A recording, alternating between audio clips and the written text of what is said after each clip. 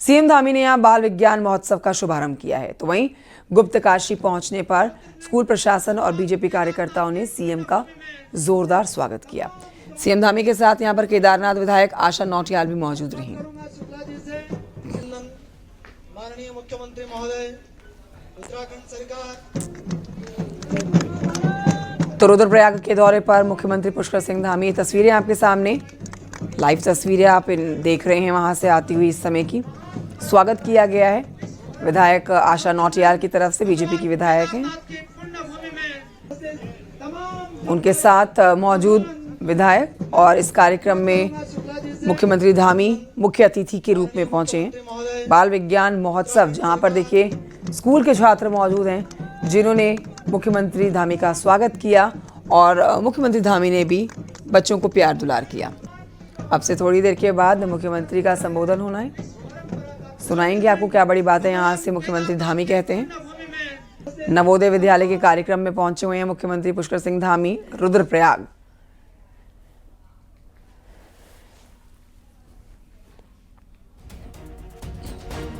और आइए बढ़ते हैं आगे, आपको बताते हैं कि मुख्यमंत्री पुष्कर सिंह धामी के आदेश के बाद अब ड्रग डिपार्टमेंट लगातार एक्शन कर रहा है। ड्रग डिपार्टमेंट के ताबड़तोड़ एक्शन जारी है। तस्वीरें भी आप देख रहे हैं, ये देहरादून से तस्वीरें हैं, रुड़की से भी तस्वीरें आपको दिखा रहे हैं, रामनगर की भी आपको तस्वीरें दिखाएंगे जहां पर ड्रग विभाग ने छापेमारी की है। 370 से ज़्यादा सैंपल जांच के लिए भेजे गए हैं। देहरादून में सेलाकुई में कार्रवाई की गई है। मेडिकल स्टोर्स के साथ यहाँ दवा कंपनियों में चेकिंग की गई है। रुड़की में मेडिकल स्टोर्स पर छापेमारी की गई है, दवा कंपनियों की चेकिंग की गई है। रुड़की में राजस्थान मध्य प्रदेश सरकार की मोहर लगी हुई ये देखिए दवाएं बरामद की गई हैं। भारी मात्रा में एक्सपायर्ड दवाइयां मिली हैं, सिरप मिले हैं। माल को सीज कर लिया गया है, सैंपल्स जांच के लिए लैब भेजे गए हैं। किया गया था कि रुड़की में एक ऐसी जगह है जहाँ पर कि स्क्रैप यार्ड की यार्ड में जो है कुछ दवाइयाँ जो वहाँ से जो है बेची जा रही हैं, तो हम अपनी टीम से वहाँ पे गए थे जहाँ पे स्क्रैप में जो है कुछ दवाइयाँ मिली, जैसे कफ सिरप थे, बच्चों के कफ सिरप थे, कुछ इंजेक्शन थे, कुछ अन्य दवाएं भी वहाँ पर थी, तो कुछ तो एक्सपायर हो चुकी थी, कुछ वैलिड थी। देहरादून के पटेल नगर में देर रात बवाल कट गया। दरअसल आईएसबीटी इलाके में ट्रक मकान से टकरा गया, जिसके बाद देखिए घर के लोग गुस्से में आ गए और ये महिला जो इतने गुस्से में आ गई जो ट्रक को आग लगाने की कोशिश करने लगती है। इसी दौरान पुलिस मौके पे पहुंचती है, महिला को रोका जाता है। जब महिला को रोका गया तो महिला ने पुलिस की टीम के ऊपर ही अटैक कर दिया और खुद को भी आग लगाने की कोशिश की। पुलिस और महिला दोनों के बीच में हाथापाई जमकर हुई है। दोनों के हाथापाई का वीडियो भी सोशल मीडिया पर वायरल हो रहा है। तीखी बहस हुई है। महिला इतनी गुस्से में रही कि ट्रक को आग लगाने की कोशिश करती है, ट्रक में रखा सारा सामान जलाने की कोशिश करती है। हालांकि पुलिस लगातार ये कह रही है कि कार्रवाई की जाएगी।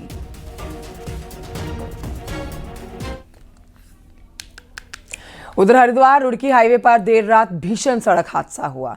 यूपी रोडवेज की एक बस को हाइड्रा मशीन ने टक्कर मारी है और बहादुराबाद थाना क्षेत्र के बढ़ेडी में टक्कर इतनी भीषण थी कि बस के परखच्चे उड़ गए। ड्राइवर साइड वाला हिस्सा पूरी तरह से अचानक से देखिए किस तरह से जो हादसा हुआ वो नष्ट हो चुका है, चकनाचूर हो चुका है। 6 लोग घायल हैं, जिसमें ड्राइवर भी है जो कि घायल हो रखा है। ड्राइवर की साइड वाला हिस्सा आपके सामने है। जितने भी लोग इस तरफ सवार थे उन्हें गहरी चोटें आई हैं, निजी अस्पताल में भर्ती कराए गए हैं।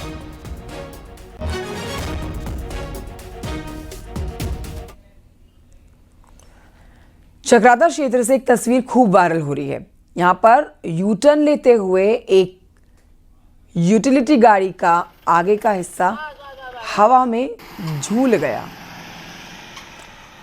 अब आप कहिए कि कैसे यहां पर नियमों की अनदेखी करते हुए गाड़ी को ओवरलोड किया गया और गाड़ी को जब ऊंचाई पर चढ़ाया जाने लगा तो ये गाड़ी इतनी ज़्यादा खचाखच भरी हुई थी कि जिसके ऊपर एक शख्स को बिठाया गया है ताकि सामान ना गिरे, लेकिन गाड़ी के ओवरलोड होने के चक्कर में ही गाड़ी का आगे का हिस्सा हवा में झूल गया। खतरनाक हो सकता है और इसी तरह की गलतियां हादसों को दावत देती हैं पहाड़ पर।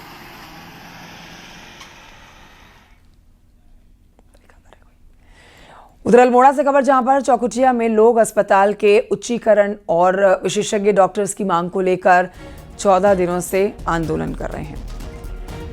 लोग बारी बारी आमरण अनशन पर बैठ रहे हैं। लोगों का कहना है कि जब तक उनकी मांगें पूरी नहीं हो जाती उनका आंदोलन यूं ही जारी रहेगा। लोगों का कहना है कि चौकुटिया में स्वास्थ्य सेवाएं बेहाल हैं, बदहाल हैं, कोई सुध लेने वाला नहीं है, कोई सुनने वाला नहीं है। इसी वजह से लोगों ने आंदोलन की राह को पकड़ा है। अब लग रहा है कि हमें भारत के प्रथम नागरिक महानुभाव राष्ट्रपति महोदय के पास जाना पड़ेगा और हम जाएंगे। हम अपना अधिकार किसी भी हालत में लेके रहेंगे और सरकार ने समझ जाना चाहिए। अगर इन्होंने तत्काल नहीं किया, ये आग पूरे प्रदेश में लग तो चुकी है पर अब ये विकराल रूप भी लेने वाली है। उधर देहरादून में पार्किंग के नाम पर कितना बड़ा फ्रॉड और लापरवाही हुई है वो आपको दिखाएंगे, जहां न्यूज़ 18 के रियलिटी चेक में पता चला है। त्योहारों के मौसम में लोग जाम से परेशान हैं, सड़कों पर गाड़ियां खड़ी हैं, पार्किंग में या तो फिर गोदाम में बड़ा हुआ सामान है। रेस्टोरेंट और दुकानें तो चल रही हैं, लेकिन फिर भी पार्किंगों में देखिए ताला लगा हुआ है। ये न्यूज़ 18 की पड़ताल पे आपको ये तस्वीरें दिखा रहे हैं। देहरादून में ग्राउंड पर जाकर हमने देखा MDDA के नियमों की खुलेआम धज्जियां उड़ाई जा रही हैं। प्राधिकरण के अधिकारी कर्मचारी आंखें बंद करके बैठे हैं। पुलिस की सिर्फ टोपी ट्रांसफर का खेल चल रहा है। किसी भी शॉपिंग कॉम्प्लेक्स को प्राधिकरण तब अनुमति देता है जब उसके पास पर्याप्त पार्किंग हो कॉम्प्लेक्स के अनुसार, और उसका जो नक्शा पास हो तभी होता है जब वहाँ पे पूर्ण रूप से उसके पास पार्किंग हो। लेकिन देहरादून में स्थिति ये देखने को मिलती है, अक्सर पार्किंग तो बनती है लेकिन उन पार्किंग का उपयोग कहीं गोडाउन, कहीं रेस्टोरेंट, कहीं अन्य चीज़ें, यानी कि पार्किंग का पूर्ण रूप से जो पार्किंग का जो मानक है उन मानकों के हिसाब से नहीं, अलग हिसाब से देखने को मिलता है। आप देख सकते हैं मेरे राइट हैंड पे एक कॉम्प्लेक्स है और वहाँ पे उस पार्किंग का जो गेट है वहाँ पे ताला लगा है। गाड़ियाँ बाहर रोड पे खड़ी हैं जिससे कि जाम की स्थिति पैदा होती है, काफ़ी दिक्कतें लोगों को देखने को मिलती है। लेकिन पार्किंग पे ताला लगा है, ये कॉम्प्लेक्स है। दूसरा ठीक बाएं तरफ जो कॉम्प्लेक्स आप देख सकते हैं, उस कॉम्प्लेक्स के जो पार्किंग जो क्षेत्र है वहाँ पर भी जो सामान रखा, यानी वो गोडाउन के रूप में उसका उपयोग किया जा रहा है। तो आप देख सकते हैं कि किस तरीके से प्राधिकरण के जो मानक होते हैं उन मानकों का उल्लंघन यहाँ पे किया जा रहा है। लेकिन प्राधिकरण यानी कि MDDA किसी भी तरीके से उन पर कोई भी कार्रवाई नहीं कर पा रहा है। कैमरा सहयोगी दीपक उपाध्याय के साथ मैं सत्येंद्र वर्तवाल, न्यूज़ 18 देहरादून। उत्तरकाशी धराली में आई आपदा से मुगबा जाने वाले पैदल पुल को बड़ा नुकसान हुआ। खीर गंगा में आए मलबे से नदी का तल काफी ऊंच गया है, जिससे पुल को लगातार खतरा बन रखा है। यहीं पर इसी पुल से यात्री शीतकालीन यात्रा में मुगबा जाते हैं। ग्राउंड जीरो पर हालात का जायजा हमारे सहयोगी बलबीर परमार ने लिया। रिपोर्ट देखिए। आपदा के बाद लगातार ग्राउंड जीरो पे न्यूज़ 18 है। न्यूज़ 18 आपको दिखा सकता है मुखवा पुल किस तरह से ये पूरे क्षेत्र का जब मलबा आया तो रिवर बेड बैठ गया और पुल तक ये मलबा पहुंच गया। आप देख सकते हो किस तरह से जो पुल के रास्ते है, पुल है, उसको भी मलबे ने भारी नुकसान पहुंचाया है। और जो RVM है पूरे क्षेत्र का वो पूरी तरह से बढ़ गया है और जो गंगा नदी का जो तल है वो पूरी तरह से बढ़ गया है मलबे से। मुखवा गांव जाने का मात्र यही एक रास्ता है पैदल, जहां से श्रद्धालु पहुंचते हैं। हालांकि मोटर मार्ग भी है पर मुखिया पुराना पुल है ये, और किस तरह से आपदा ने इसको नुकसान पहुंचाया। हालांकि JCB मशीन लगाई गई है, पर जो क्षेत्र के लोग हैं वो मांग कर रहे हैं कि जो ये मलबा है इसको पूरी तरह से हटाया जाए ताकि पुल भी सुरक्षित रहे और क्षेत्र भी सुरक्षित रहे। बलबीर परमार, न्यूज़ 18 धराली, उत्तरकाशी। उधर चमोली में इन दिनों भारत चीन सीमा को जोड़ने वाली सड़क पर भारी बर्फ देखी गई है। तस्वीरें आपको दिखाएंगे जिसमें आप देखेंगे पिछले कई हफ्तों से जो बर्फबारी हो रही है उसके बाद सड़क की हालात क्या बनी है। पिछले 2 हफ्तों से बर्फबारी हो रही है। सीमावर्ती इलाके की तस्वीरें आप देख रहे हैं। इसे खोलने का काम तो किया जा रहा है, लेकिन BRO की टीम को कड़ी मशक्कत करनी पड़ रही है और ये खतरनाक भी है। सीमावर्ती इलाकों में इन दिनों भारतीय सेना, ITBP, BRO के जवान तैनात हैं। बर्फबारी के दौरान देखिए यहाँ से निकलना गुजरना मुश्किल है, तो ऐसे में इन इलाकों में पहुँचना खतरनाक भी हो रखा है। अब बर्फ हटाकर सड़क को साफ किया जा रहा है।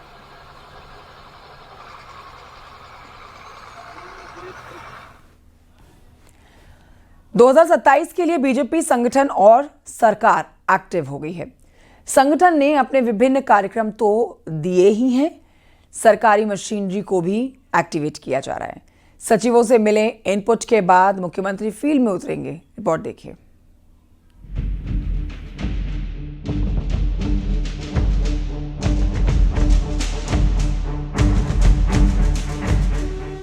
गांव-गांव जाने की पहल की शुरुआत फिर से मुख्यमंत्री ने की है। दिवाली के बाद सीएम जिलों के दौरे पर जाएंगे, लेकिन उससे पहले प्रभारी सचिव और अन्य सचिवों को दौरा करने के लिए कह दिया गया है, जो कि जनता का फीडबैक मुख्यमंत्री को देंगे और फिर सीएम लोगों के बीच जाएंगे। जब तक अधिकारी और जनप्रतिनिधि जनता के बीच तक नहीं जाएंगे, तब तक समस्याओं के समाधान का केवल मुद्दे बनते हैं, समाधान नहीं निकल सकते। इसी प्रकार से दीपावली के तुरंत बाद मुख्यमंत्री जी का भी प्रत्यक्ष से अनेकों जनपदों में जाना होगा। हमारा कोशिश है कि 13 के 13 जनपदों में उनका जाना हो जाए और उन जनपदों के संबंधित अधिकारियों से वार्ता के बाद उस क्षेत्र की मूलभूत समस्याओं के समाधान के लिए क्या कुछ किया जा सकता है, उसको हम अमली जामा पहनाने का काम होगा। इस पूरे काम के लिए कार्यक्रम क्रियान्वयन विभाग समस्याओं के समाधान की पहल करेगा और मुख्यमंत्री को रिपोर्ट देगा। हालांकि फिलहाल मंत्रियों ने ये रिपोर्ट देनी सरकार को बंद कर दी है। माननीय मंत्रीगणों का जब भी विजिट रिपोर्ट आती हैं तो तब तक उस पर कार्रवाई होती है। हम संबंधित विभागाध्यक्ष को या आवश्यक हुआ तो अगर वो जिला स्तर पे ही संपन्न हो सकता है कार्य, तो जिलाधिकारियों को उस संबंध में हम निर्देशित करते हैं। बीजेपी संगठन और सरकार की सक्रियता से ब्यूरोक्रेसी में हलचल है। ऐसे में सचिवालय की बजाय सचिव किसी गांव में नजर आ जाएं तो हैरानी नहीं होगी। देहरादून से न्यूज़ 18 के लिए सुनील नप्रभात की रिपोर्ट।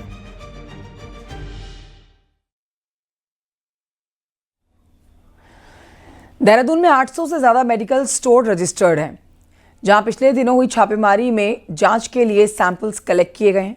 कुछ स्टोर्स में अनियमितता मिली तो कहीं पर कार्रवाई भी हुई है।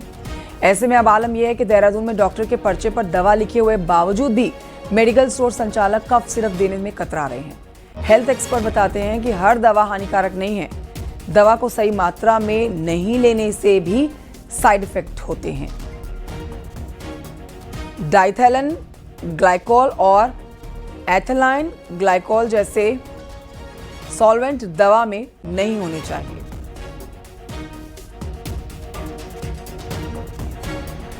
क्या करे क्या ना करे, क्योंकि ये क्लियर इंस्ट्रक्शंस हमने वैसे ये दे दी हैं कि बच्चों में अभी ना दिया जाए। जो कफ सिरप हैं सारे बच्चों के डॉक्टर के पर्चे पे भी ना दिया जाए, और एडल्ट में जो है डॉक्टर के पर्चे पे आप दे सकते हैं, जिसका बिल आपके पास होना चाहिए और आगे भी आप पेशेंट को बिल काट कर दें। इसमें ऐसी कोई घबराने की बात नहीं है। ये बहुत ही थोड़ा सा फार्मेसी वाले भी डरे हुए हैं थोड़े से, कि जितने भी सिरप हमारे कफ सिरप आते हैं ना, उसमें जो सॉल्वेंट मिलाया जाता है, उसमें जो सॉल्वेंट है डाइथिलीन ग्लाइकोल, वही मेन हार्मफुल होता है। तो ज़्यादातर कफ सिरप को सॉल्वेंट मिलाना भी आवश्यक होता है, बट डाइथिलीन ग्लाइकोल जो है उसका परसेंटेज जो भी कंसंट्रेशन है वो 0.1% से कम होने चाहिए। एहतियातिक अभी गवर्नमेंट ने बंद कर रखा है, बट टेबलेट में जैसे है टेबलेट फॉर्म में आप दे सकते हो जो, लेकिन यही है कि 5 साल से नीचे के बच्चे को रिकमेंड है कि अभी आप कफ सिरप न दें। उधर पिथौरागढ़ में डीडीहाट के विधायक बिशन सिंह चौफाल को अपने समर्थक में हो रही खरी खोटी सुननी पड़ी है लोगों के द्वारा। समर्थक जहां विकास कार्यों की अनदेखी को लेकर विधायक पर भड़का हुआ नजर आया, तो वहीं विधायक चौफाल चश्मा लगाकर विकास कार्यों को देखने की हिदायत देते दिखे। विधायक और समर्थक के बीच में गर्मागर्मी का वीडियो भी सोशल मीडिया पर वायरल हो रखा है।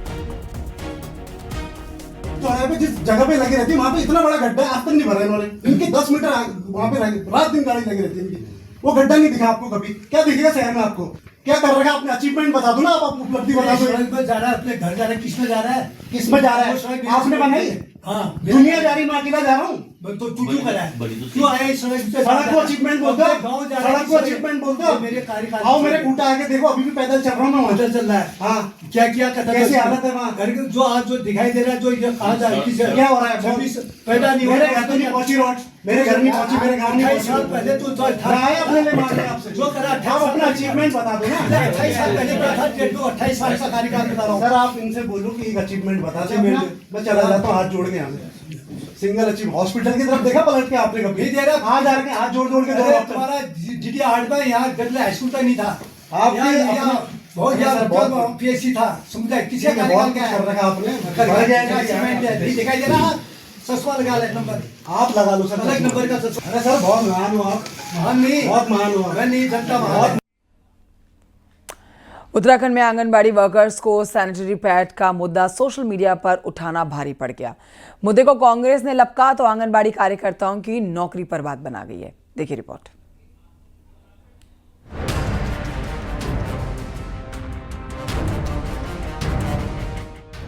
पिछले दिनों आंगनबाड़ी वर्कर्स ने एक साथ आकर एक पोस्ट के जरिए सैनिटरी पैड महिलाओं को बेचने का मुद्दा सोशल मीडिया पर उठाया, लेकिन ऐसा करना उन्हें भारी पड़ गया।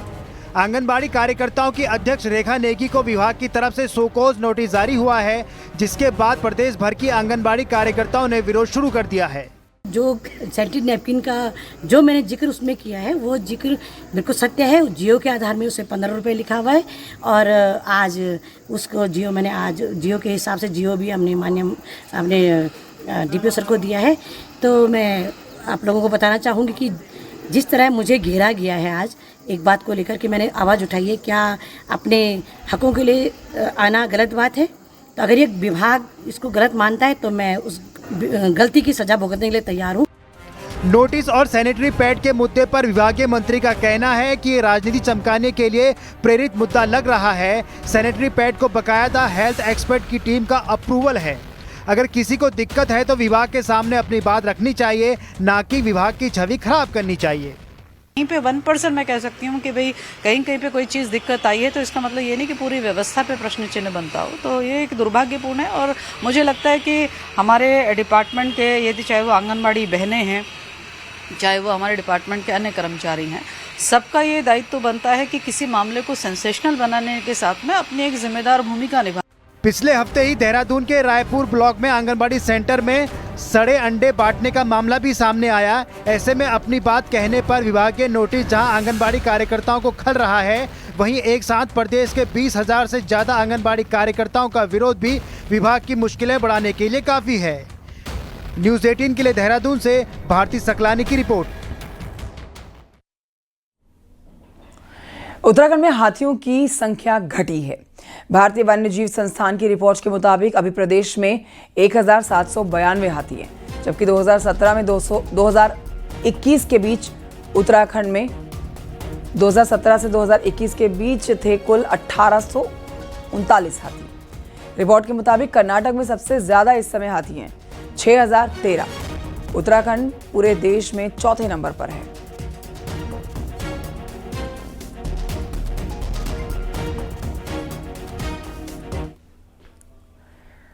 पिथौरागढ़ और चंपावत की लाइफलाइन नेशनल हाईवे 9 लंबे समय से पटरी से उतरा है।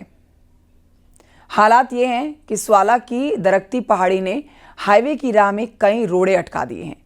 ऐसे में अब इसके लिए 4 स्टेज की प्लानिंग तैयार हो रही है।